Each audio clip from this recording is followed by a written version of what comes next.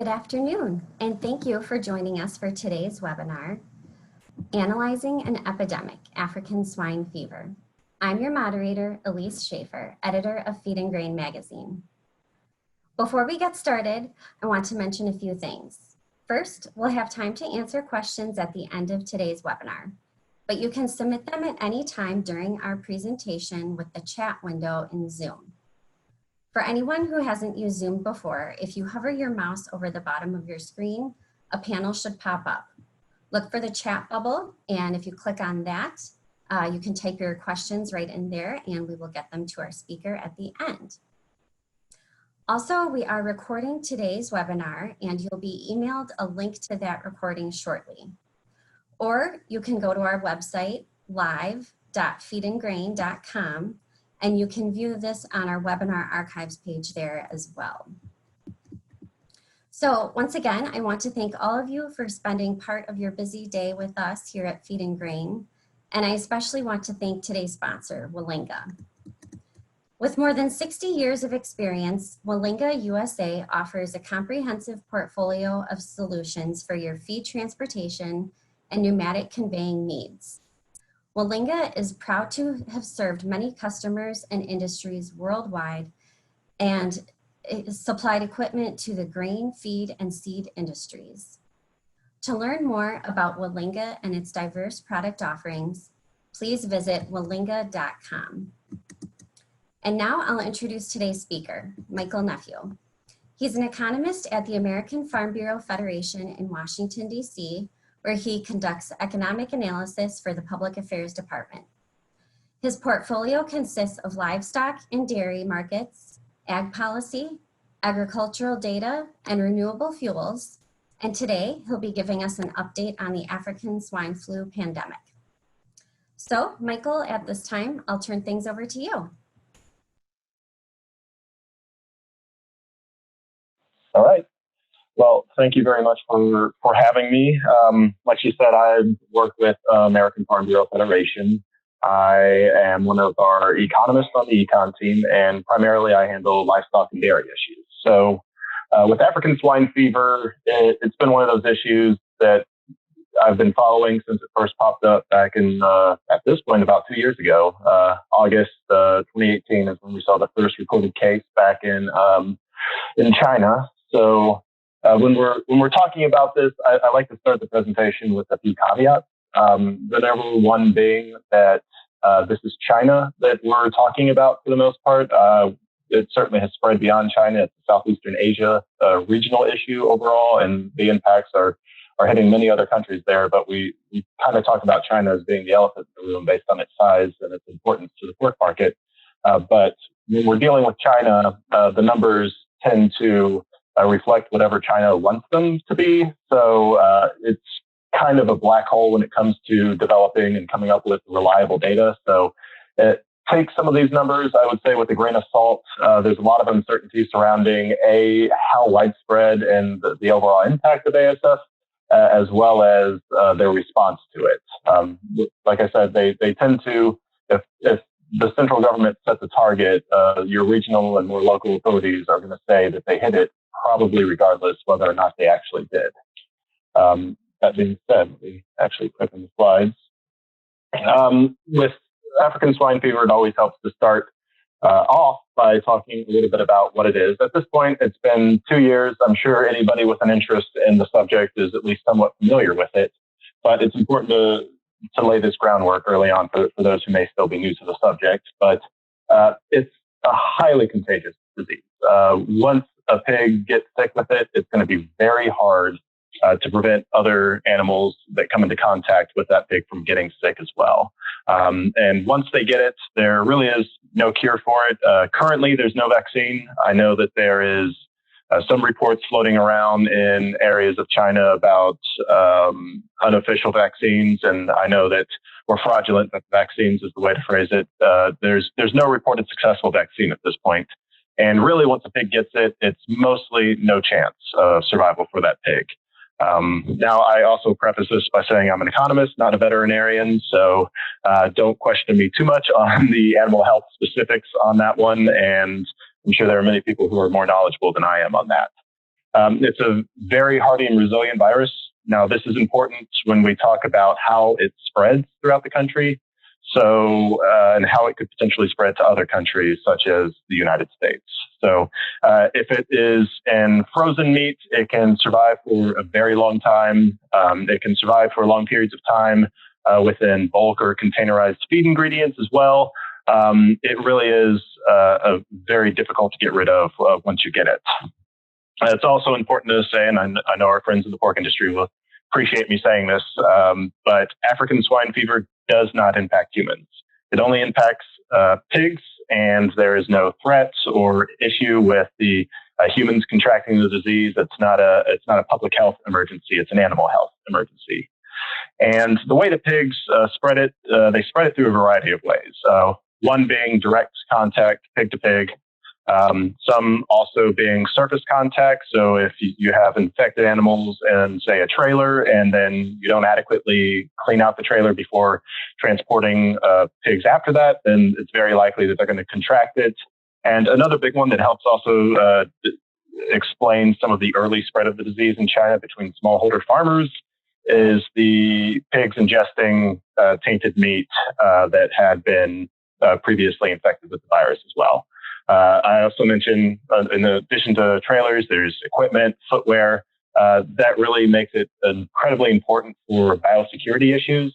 When we talk about the kind of operations that are successful about keeping it out versus what you really see across much of the Chinese countryside in terms of the way their hog industry, their pork industry has drastically changed, even just in the past year and a half. It's also helpful to talk a little bit about where it is in the world. Like I said, much of the conversation tends to focus around China. And again, big elephant in the room, that it's a really big deal that it's in China. So that's why most of, at least my conversation, many people talk about it. But it's also in many other places throughout the world. So it actually, if you can guess by the name, African swine fever, it originated on the continent of Africa. And it still is there and many other countries. Again, when we talk about pigs, it's also in wild animals as well, wild boar. And that's where you see a lot of it spread throughout Eastern Europe. And here I like to highlight, it took decades for this disease to work its way from Africa into, say, Eastern Europe. I know Russia had some troubles with it. And then it took, again, years upon years for it to make its way over into Southeastern Asia. And then within a matter of months, less than a year, the entire country of China was essentially impacted with ASF. So I like to highlight that because of the speed at which it traveled throughout that country. And we're going to talk a little bit about some of the reasons behind how quickly it spread throughout China as well. So this is a map that I put together back in early September of 2018. The first reported case was in August 1st, August 3rd, and number one, and kind of the northeastern area of China. And at the time, the whole month of August, we had 13 confirmed outbreaks throughout the country between just, from August through September 7th. At that point, that we were still having a lot of conversations about. The question was, will China be able to get this under control? At this point, nobody knew exactly how bad it was going to be and how bad it already was within that country. Again, just to illustrate the spread, this is 5 months later, end of January of last year, 2019. You can see all those green dots are ASF outbreaks. You can see it has spread quite a bit throughout the Northeast, down and through some really important hog production areas of China. So this map, just to explain the color scheme, the darker the red, the more dense the animal population there. So you can see it's outbreak in a lot of very important regions for pork production within China. But it's not everywhere just yet. Let's say we fast forward just a few more months, early May. You can see every single province in China is infected. Mongolia is reporting it's crossed over into Vietnam, and it's even crossed over into Cambodia as well. Again, this is still less than a year, and it's already spread well beyond China and become not just a China problem, as I've mentioned, but very much a Southeast Asia problem. And now, by the end of 2019, we're all over Southeast Asia. You have Myanmar, Philippines, Laos, North and South Korea are being hit with it. So we're at a point where it's obviously not contained to just that country. China did not do an adequate job of stopping the spread of this virus. And again, just to talk about, it's a really hard virus. It's a really contagious virus. And China was kind of a perfect storm of conditions, which led to the extreme and rapid spread across their country. So when we talk about this, we try to put it into words. I'm not going to read every sentence off of here, but to put it visually, you can look at the axis. We know their hog inventory was around 430, depending on what source you're looking at. Again, it's China, black hole data, so we're not 100% sure on all of these numbers, but throughout most of 18, not really starting to decline too much. We start to see it hit those large modern farms as opposed to just the smallholder farms and start spreading beyond China. And then just throughout the summer, the spring and summer of 2019 was the most impactful, where you saw them basically lose a huge amount of animals in the country. This is one where the magnitude of China really comes into play and how important this is. You can look also at the end of that graph, we start to see recovery. Now, again, there's a lot of uncertainty around these numbers, a lot of estimation going on behalf of industry sources. But this is one where we have seen China aggressively attempt to restock and rebuild their herd. And they've actually, quite honestly, it seems like they're probably being more successful than many of us originally would have thought that they would have been able to. So this might be a quicker recovery than some of us originally had thought. So to talk a little bit about why did it spread so quickly throughout this country? One, this kind of perfect storm of issues that led to the quick spread, the structure of the industry. So in China, as opposed to, say, the U.S., their pork industry still had, before ASF, and it's very important to remember, this is pre-ASF, so think early 2018, the structure of the industry was very much a large portion of these kind of what we call backyard smallholder farmers. Now, these are going to be individuals with a small number of animals. We use the term backyard farm. You can take that literally. A lot of times, animals in their backyard, you can think very, very low biosecurity, if any at all, measures in place. They certainly aren't having people suit up and wash down before going out to interact with the animals. You can also think they're not going to be feeding necessarily a commercial ration or any kind of real animal feed for the most part. And this also contributed to the spread. Is we had quite a bit of, they would feed swill. It was a common practice for these kinds of farms to do that. And whenever they're feeding swill, this is also, you think back to pigs ingesting the meat of other pigs that were already infected. That led to a rapid spread of the disease through a lot of these types of production models. And I'll also mention, it is actually still legal to feed swill in a lot of areas, but it's got to be heat treated to a certain level. You can highly doubt that that's occurring within these smallholder farms over in China. And that, again, touches on the feeding practices, which I had just talked about. Also, in the structure of the industry, you can think before this all hit, there was a smaller portion as well, maybe 20 to 30%. We don't fully know. We don't have the census of ag over there like we do over here. So again, it's hard. These are just piecing together information and intelligence from industry sources. Back then, there would have been a smaller portion involved in the commercial operations. So you can think commercial operations here, they would be importing European and U.S. Knowledge in terms of operating. They're going to be much larger. They're going to have better biosecurity as well as more modern feeding practices. And then we have a lot of them that were maybe in the middle, not quite a backyard, not owned by a larger company, but a lot more just kind of in the middle size looking forward. Also, what contributed to this rapid spread would be the density of the animal population. So that bottom left graph that I have, This is actually the second outbreak that they detected in China. You can see how far it traveled across that country. So the number two, the red province up there, that is where the pig was from.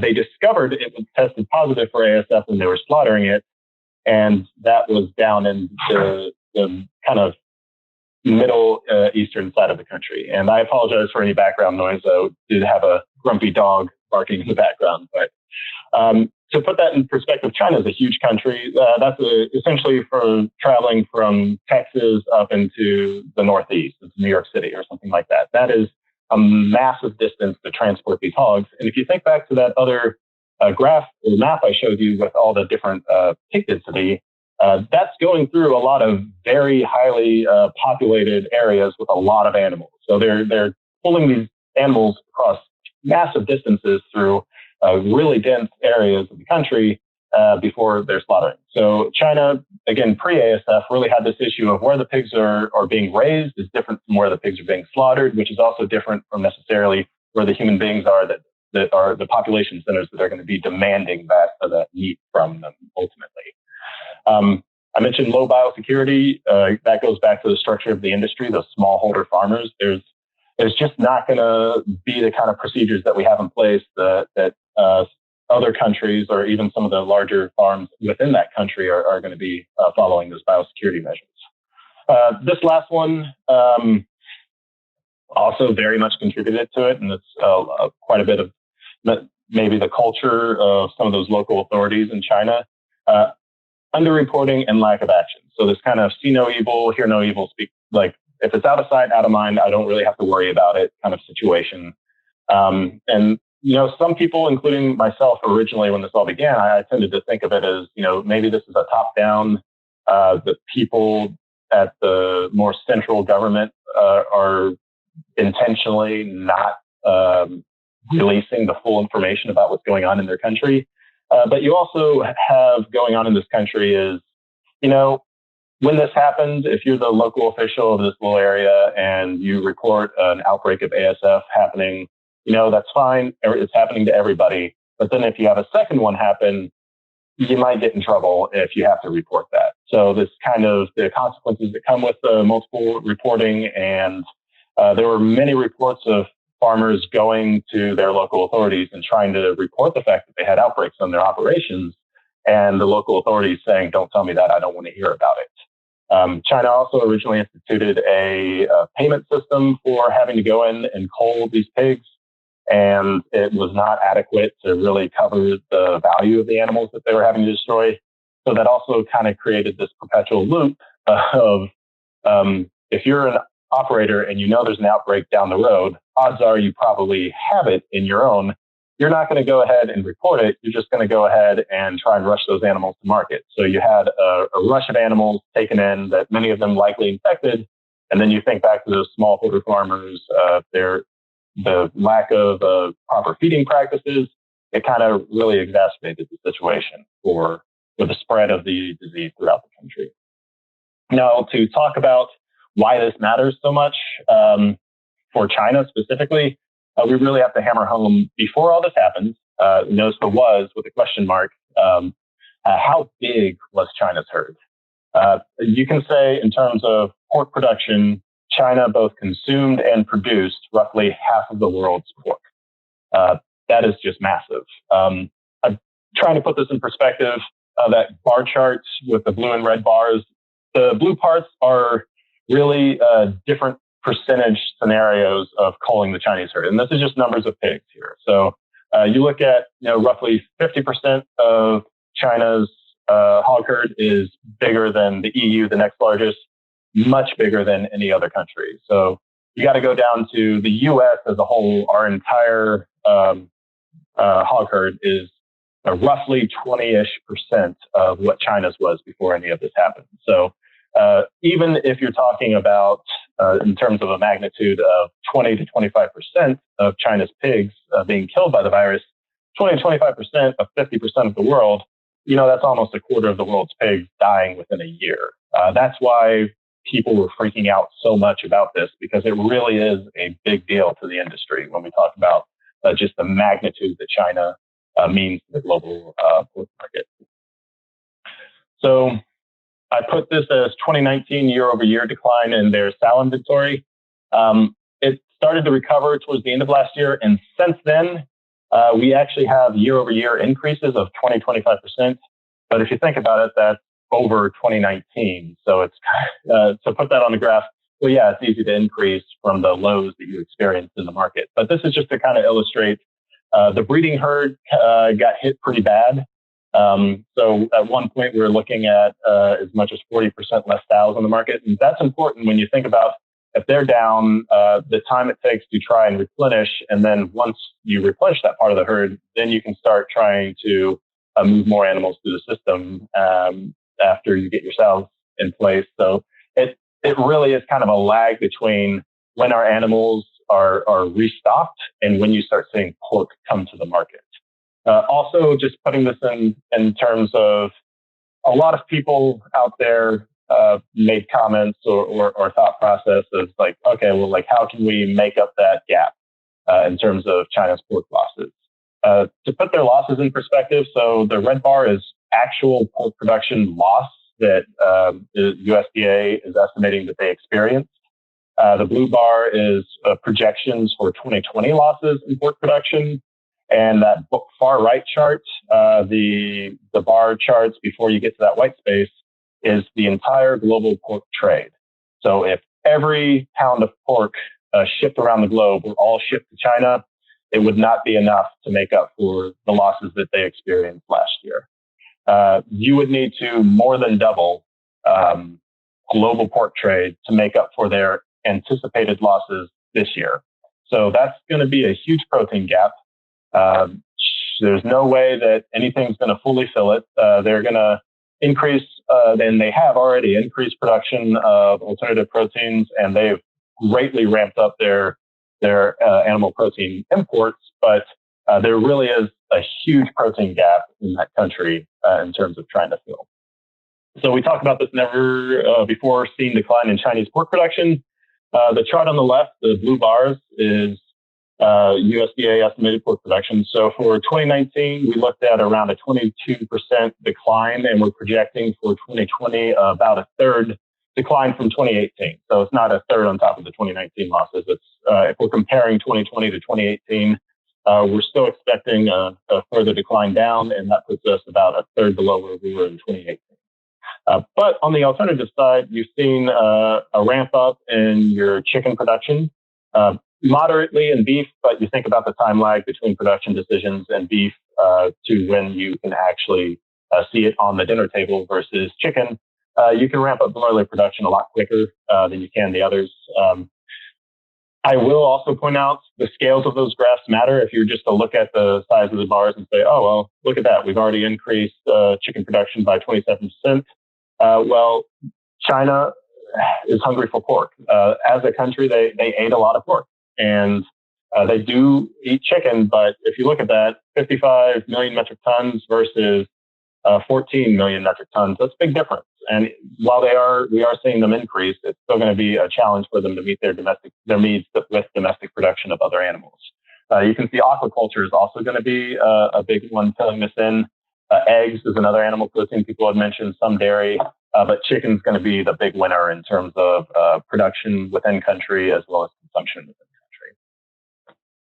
So if you really think back to when we were in 2018 and early 2019, everybody, especially during the spring and summer of 2019, a lot of people were questioning why aren't prices responding? If they really are losing that many animals, we are seeing a decline in production, and why are we sitting here looking at prices remain so even and level? A few things. One, they did actually already have a pretty substantial freezer case basically filled with a lot of frozen pork. They were importing at the time. And additionally, you think back to what I mentioned, a rush of animals to market to avoid getting paid an inadequate value for the government coming in and culling your animals. You did see an increase in pork production, kind of a surge in certain areas in the spring and early summer of a lot of these producers trying to dump their animals before they tested positive. So you did see a delay, but once that delay was over, hog prices skyrocketed through the roof. So you think back January of 2019 versus that early November, that's almost tripling in price of the animal. You saw a bit of a decline, some gyrations in the market, but really it's not gone anywhere near where it used to be. So we're still sitting at elevated prices. You can see the piglet price as well, very hot commodity as they try to restock their herds and try and convert some of these animals over into the breeding herd. It's going to be a while before they start to see those prices substantially decline. And when they do, it's very likely going to be a steep drop. You did see that reflected at what consumers are paying. So again, a little bit of a delay in the spring and early summer, but once it started to increase, the Chinese are paying a lot for their pork at this point. If you look at the red line 2020, we're still sitting around almost double a year ago, and that's even after you started to see a little bit of a price response. You did see, if pork becomes expensive, consumers are going to switch over their purchasing options to other animal proteins. So you did see a corresponding increase in the broiler price as well. That's come down somewhat over time as they've worked to adjust, but early on, you did also see a substantial increase in the price of this alternative protein that a lot of Chinese consumers were switching to. Now, we just put this up here. I'll skip through it real quick, but to keep in perspective, just immediate increase in China does not equal immediate increase elsewhere in the world. And we'll talk a little bit about that. While the U.S. does export a good share of pork to China, and we've seen our exports to China substantially increase, that corresponded with some of the trade deal and trade agreements or discussions, negotiations. You saw China not do anything and then try to make people happy, so they'd go in and buy some stuff. And then, but really, the driver behind them purchasing was not really necessarily the trade agreements. A big part of that is they just need the pork over there. So I highlight the U.S. is not the only one sending pork to China. EU is China's biggest pork supplier in terms of, other than itself, obviously. Again, before all this happened, China really was, for the most part, relatively self-sufficient. They did import some pork, even a good portion, but they also produced such a large share of the world's pork production that they were mostly able to provide what they needed. Global pork exports to China, Hong Kong, if you just look at the January to June timeframe, we're up about 85% in 2020 versus 2019. And if you even more so, if you compare that back to 2018 before ASF really even hit anything. So highlight, there are other suppliers out there, Brazil being one, Canada, Chile, Mexico, but really EU is the big one that we've been, that has both seen their share increase, with the amount that they're sending increase in terms of overall amount that they already send over there increase as well.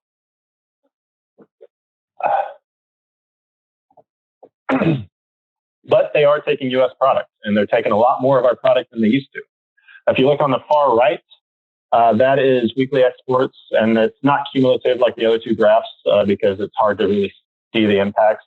You can see throughout most of 2018, we didn't really have any kind of pork exports going over there. You think back to our trade relationships with the country, we dropped down to zero in a lot of things based on the tariff that they were sending. So that's another thing to think about when we talk about all these exports going over to China. When this was all originally happening, the U.S. was facing a massive tariff going into China on our pork products. And that's the one thing that they really needed. So we didn't really start to see a substantial increase in our weekly exports until the back half of 2019. Now, if you think back a few slides ago, what else happened during the late summer and fall of 2019? That's when we really started to see a price response in the country of China. So in terms of their pork prices increasing, that made it a lot more economical for the U.S. to send over our pork, as well as other countries. 2020, we've had a huge increase over previous years in terms of pork. Still pretty substantial volumes of pork heading over there. I mentioned this isn't just a pork thing. They need all the animal protein they can get. We've seen that reflected in beef as well. You look at that dotted line, it's the top graph on the left, that dotted line versus the yellow line. you can see really when we start, that's cumulative over the years. So you can see when we really started to take off as a result of ASF and really break away from the previous year. 2020 has started to break away in the spring as well. The bottom one on the left is our poultry exports to China. This is more than just ASF. Obviously, ASF plays a big portion of it. Really, this is trade negotiations with China. So prior to 2020, we weren't allowed to ship any kind of poultry meat over to China. We couldn't ship chicken over there. Other than you can see there's some in 2017 and 2018. Other than the big caveat is there was some like processed, previously cooked type meat that could go over there, as well as chicken feet was another one that we do send a lot of our chicken paws over to China.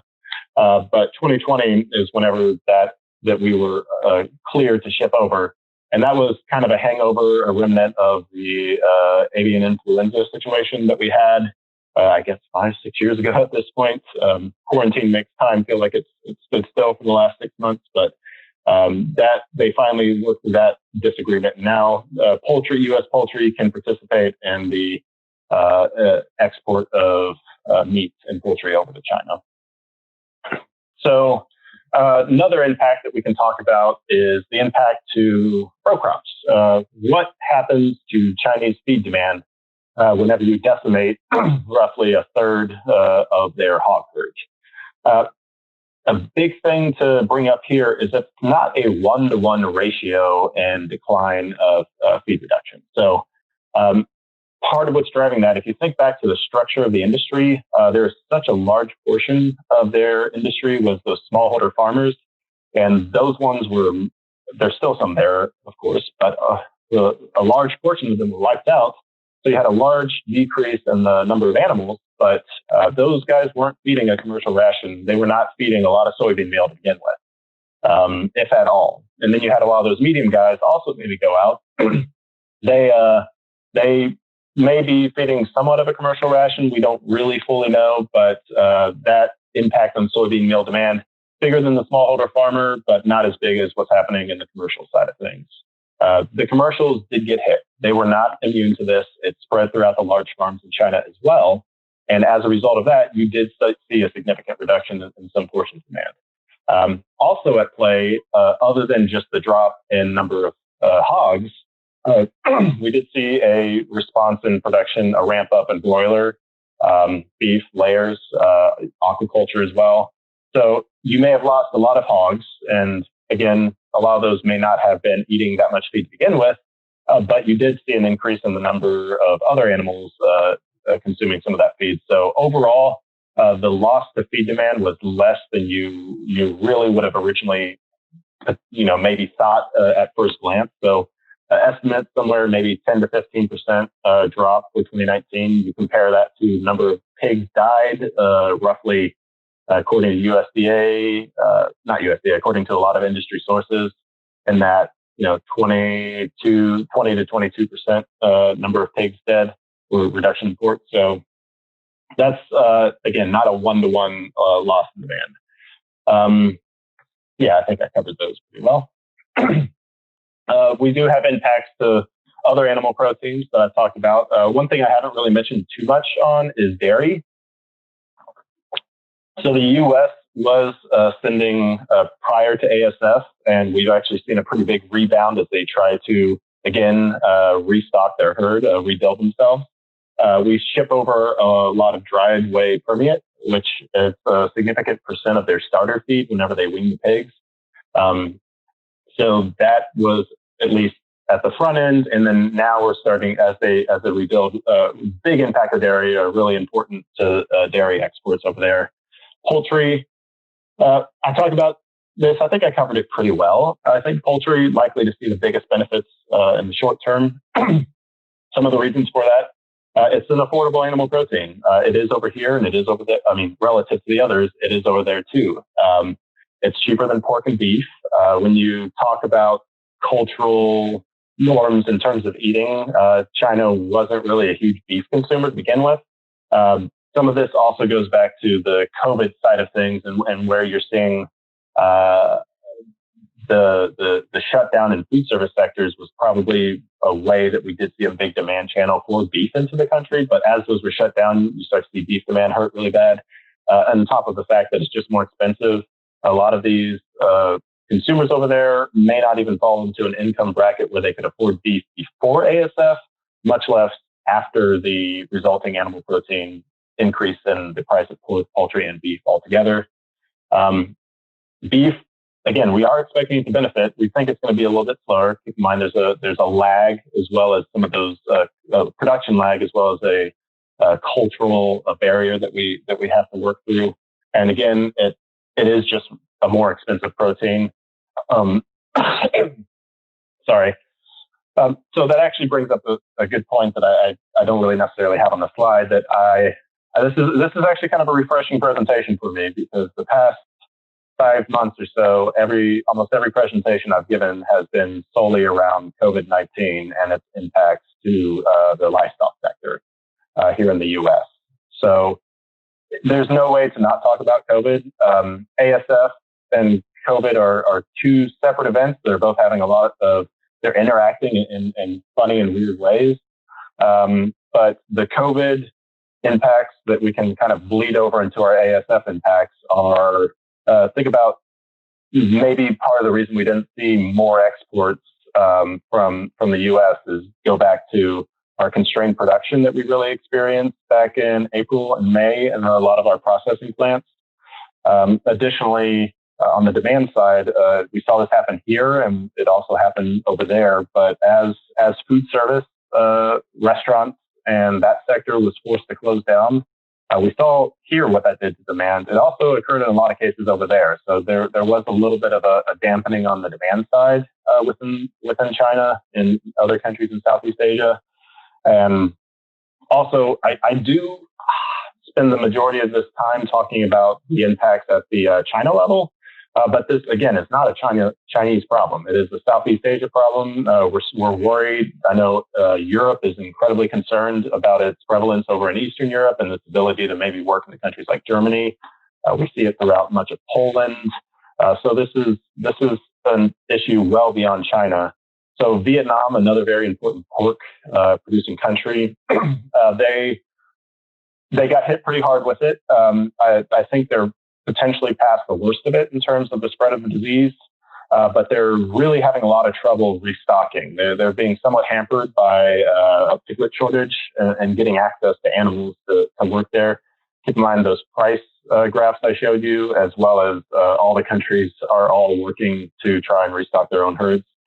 Philippines are still continuing pretty big herd losses throughout much of the country. The Philippines is getting hurt pretty bad. So again, this is certainly not just a Chinese situation, even though I do spend most of my time talking about its impacts at the China level because of its importance as a pork producing and consuming country, as well as its relative importance in the current trade environment for the U.S., as well as you think about how much of our soybeans were going over there to be crushed in the meal to be fed to pigs. So it has a lot of far-reaching impacts throughout all of our agriculture. I think I'm coming pretty close up on time for questions, but this slide, that chart on the left, I do say take with a grain of salt. This is where it's really hard to try and parse out what the recovery was. 9 months ago, I had that recovery curve a lot slower. I didn't think actually 2020 was going to be about the same as 2019. A lot of people thought that originally. So I have no problem admitting that I was wrong. And with something like this, most people are going to be wrong. There's a lot of uncertainty surrounding exactly how successful they were going to be, especially if you think back to last fall. Nobody really thought that they would be anywhere near to starting to get it under control. They actually have done pretty well. A lot of the expansion that we've seen in their herd has been, again, not those smallholder farmers. So we go back to that. You see that chart on the bottom right. In maybe slide 3 or 4 of this presentation, I showed you how they were before ASF. And again, these are all just estimates, but think about how things are going to be different post ASF in that country. Larger commercial type operations are going to be much more the norm than your smaller backyard. A lot of the backyard guys are going to get out of business, inability to restock. There's also China wants to move to more of a commercial, the government wants to move to more of a commercial style production. And if the government wants to do that, that's probably what they're going to do.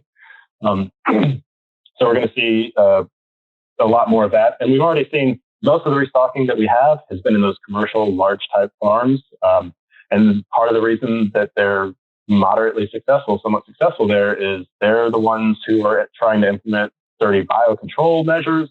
And also, they got investment from outside investors, outside people outside of the country as well. And then you go into the fact that they've been dealing with this for 2 years since the first outbreak. They're bound to learn something. And it seems like they've been doing they learned a lot of lessons, and they've actually, again, done a better job than most of us thought that they would be able to, in terms of maybe not, they're certainly not going to be able to eradicate the disease. It's endemic throughout the country. It's going to be a very long time before that happens, but they have learned how to live with the disease, it seems like. It may be a while before it fully gets under control, but they have been increasing their herd size, and this increase in 2020 is, again, the number of animals in the country. Pork production is still expected to be a decline for 2020. You think back to you take whatever animals you have out of production and move them into breeding as much as you can. You're going to start to see a recovery in the herd, but it's going to be a while before we start seeing pork production increase as well. Another impact here is it's hard to really put a number on what is the final size of this herd going to look like. Part of the reason is you didn't see a 1-to-1 ratio as well in the number of pigs to the pounds of pork is if you have a lot of the pork being produced off of those smaller backyard farming operations, they're not going to be super efficient. They're not going to be very good at getting a lot of pounds of pork out of each animal relative to, say, the commercial farm. So we did originally see, a lot of pigs go down, not necessarily a corresponding decline in pork production. When we get back on board, if something like this were to happen again and it was to start hitting the commercials, you might see more of a reduction in pork because we're going to have a much more, a larger commercial presence, or the large farm presence there. And with a larger share of these commercial operations, you're going to need less animals to produce an adequate amount of pork for the country. So we're probably never going to fully get back up to the same size after all is said and done. But part of that is going to be the structure of the herd. Just real quick to touch on how it's going to potentially, we've done a pretty good job of keeping it out of the country for the last 2 years. I know early on, some people said it was inevitable that it would come to the U.S. I don't think it's inevitable. I still think it's a risk, and it's something that we have to be prepared for. But if it were going to come to the U.S., it comes through really 3 main pathways. There's probably some other stuff out there, but someone smuggling in tainted meat. Now, this is hard to really tell a story of how it would get into the production, but it's possible. People smuggle in tainted meat, and if it somehow ends up being eaten by a wild animal, a wild boar, or potentially working its way into the system, that's what the little guy on the left is going to prevent from happening, hopefully. So we have seen throughout 2019, there was an increase in the number of animals in the Beagle Brigade, which is dogs sniffing out suitcases at airports. So we did see an increase there. Bulk feed ingredients.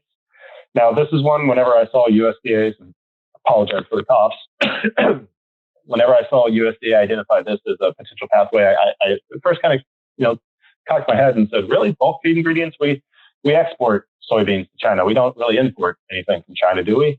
We actually do. We do bring in a portion of our non-GMO and quote-unquote organic, because it's China, but we do bring in some non-GMO and organic beans from China into this country as animal feed, to turn into animal feed. So that is a potential pathway there. And a lot of our containerized feed ingredients are manufactured within the country of China. So that's also a pretty big risk in terms of thinking about the ways that it could come into this country. With that, I think I'm at 45 minutes. Quick summary is, the restocking has been occurring a lot better than we initially thought that it would. We have seen an increase in these alternative proteins. You saw poultry, broiler production increase within country, as well as price impacts of pork, steering more consumers over into buying more chicken, which in turn increased the price of chicken substantially. U.S., we are benefiting. Our producers are benefiting, but I do remember when this first happened, a lot of our producers were very excited. Again, you don't want to see any producer around the world get hurt. That's not what they're excited about. But you did see producers really looking at this as an opportunity to export. But then we are also in the middle of a kind of bitter trade situation with the country, so that kind of held us back at the front end. But at the end of the day, if they need the pork, they need the pork, and they're going to find a way to bring it in. And then I talked a little bit about the feed demand issues as well. But with that, Elise, I think I can stop sharing and go into answering any potential questions.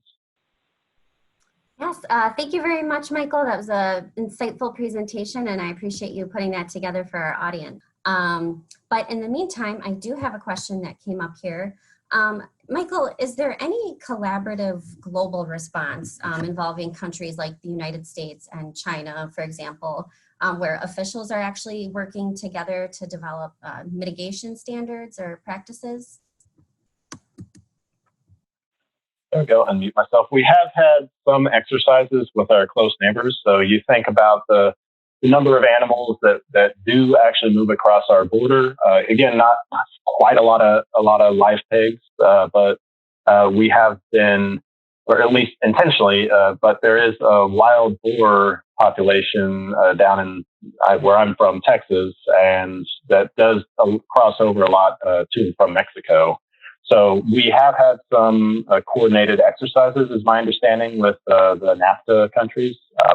I can't necessarily say that we have a super coordinated response with China in terms of the best way we can deal with this.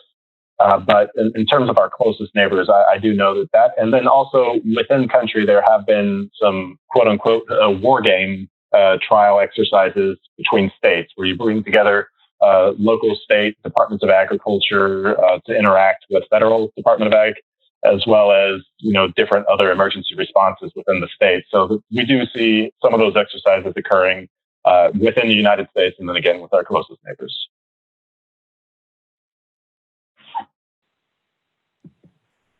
Glad to hear we're working with our neighbors on this pandemic. And I'll give it another couple seconds to see if we have any questions. In the meantime, I'd like to remind everyone to continue to go to our website, live.feedandgrain.com, and you can sign up for our next webinar in September, which will be on delivering quality customer service. And with that, it does not look like we have any more questions coming through. So I will go ahead and thank Michael for his time and thank everyone at home for watching this Feed and Grain live presentation. And thank you once again to Willinga, our sponsor. All right, take care, everyone. Thank you. Bye. Thank you for having me. Thank you.